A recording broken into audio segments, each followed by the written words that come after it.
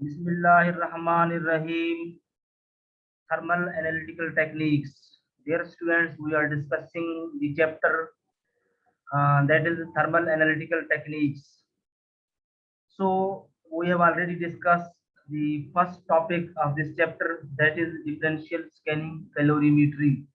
So what is differential scanning calorimetry? I will repeat the definition.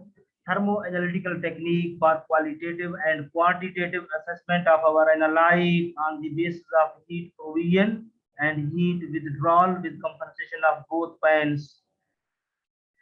यानी हमारे पास तीन तरह की इंस्ट्रूमेंट आती हैं जो कि टेम्परेचर चेंज के बेस पे हमारे एनालाइट की क्वालिटेटिव और क्वांटिटेटिव असेसमेंट में हेल्प करते हैं, जिनमें से first one that is DSC जो कि हम डिस्कस कर चुके हैं, that is differential scanning calorimetry.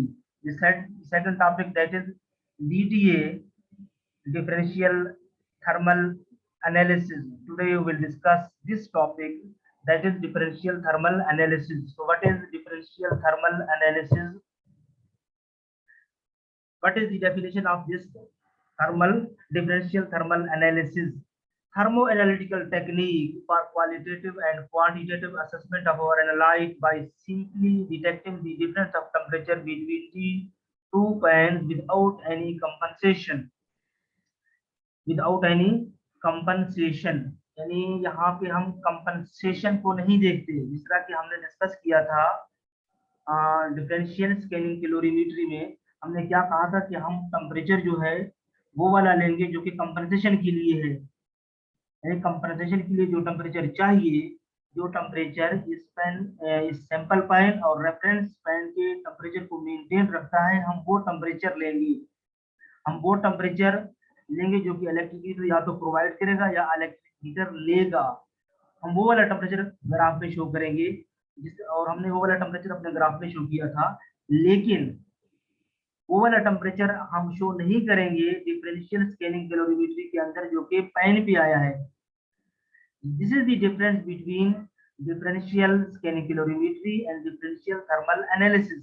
यानी डिफरेंशियल थर्मल एनालिसिस में यहाँ पे हम ये देखेंगे, यानी यहाँ पे हम कंपनसेशन नहीं देखेंगे, यहाँ पे डायरेक्टली सिंपली पैन का टेम्परेचर देखेंगे कि पैन का टेम्परेचर ज्यादा हुआ है या पैन का टेम्परेचर कम हुआ है. लेकिन डिफरेंशियल स्कैनिंग कैलोरीमेट्री में आपको याद होगा हम पैन का टेम्परेचर नहीं देखा. वहां पे हमने क्या देखा कि पैन का टेम्परेचर ज्यादा होने की वजह से इलेक्ट्रिक हीटर ने क्या किया, या इलेक्ट्रिक हीटर ने उनको हीट प्रोवाइड किया या इलेक्ट्रिक हीटर ने उससे हीट ले लिया. So this is the difference between differential thermal analysis and differential scanning calorimetry. So what is the definition? Thermoanalytical technique for qualitative and quantitative assessment of our analyte by simply detecting the difference of temperature between the two pans without any compensation.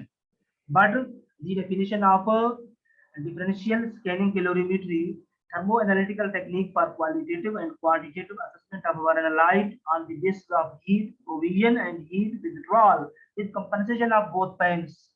So this is the difference between DTA and DSC. And this differential thermal analysis works at a temperature range of minus 150 degrees centigrade to 1600 degrees centigrade. 1600 degree centigrade. अब हमारे पास जो transition होती है वो किस किस type की हो सकती है. हमारे पास एक सैंपल में चेंज आया, सैंपल पैन में डाला, उसकी ट्रांजिशन में चेंज आई जिसकी वजह से टेम्परेचर कम हुआ या ज्यादा हुआ. तो हमारे पास किस किस तरह की ट्रांजिशन हो सकती है, कौन कौन से वजूहात हो सकते हैं जिनकी वजह से ट्रांजिशन होती है.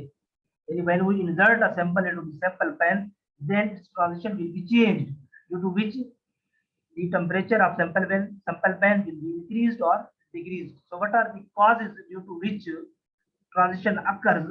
So we will discuss the type of transition. कि हमारे पास जो ट्रांजिशन होती है वो किस किस टाइप की हो सकती है.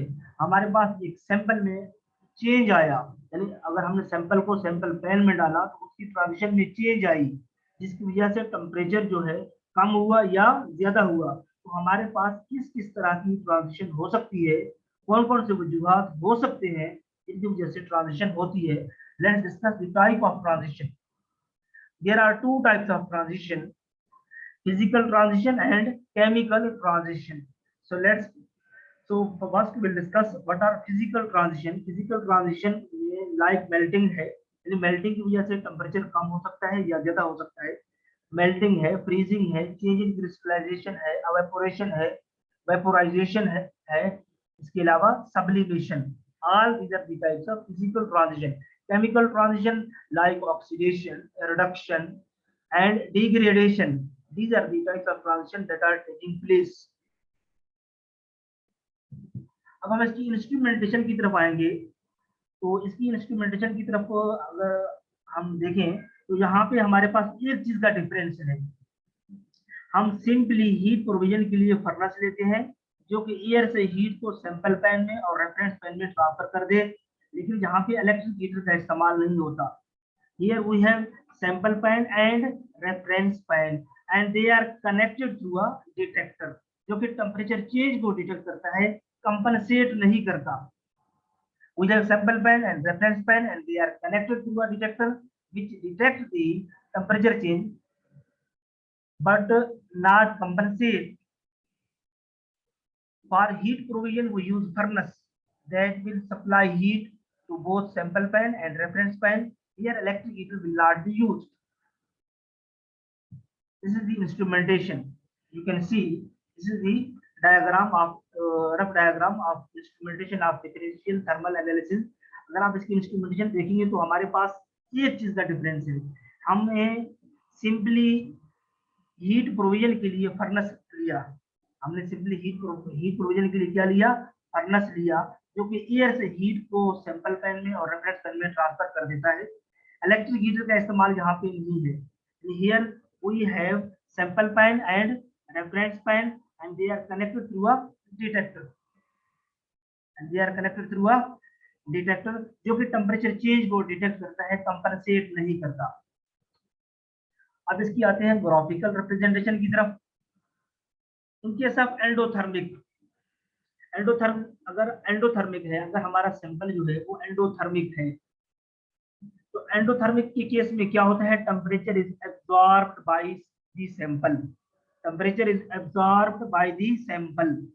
सो पैन का टेम्परेचर कम हो गया क्योंकि सैंपल ने टेम्परेचर जो है एब्जॉर्ब किया, जिसकी वजह से पैन का टेम्परेचर कम हो गया। तो यहाँ हमारे पास जो एंडोथर्मिक का ग्राफ आएगा वो किस तरह का आएगा, लाइक दिस।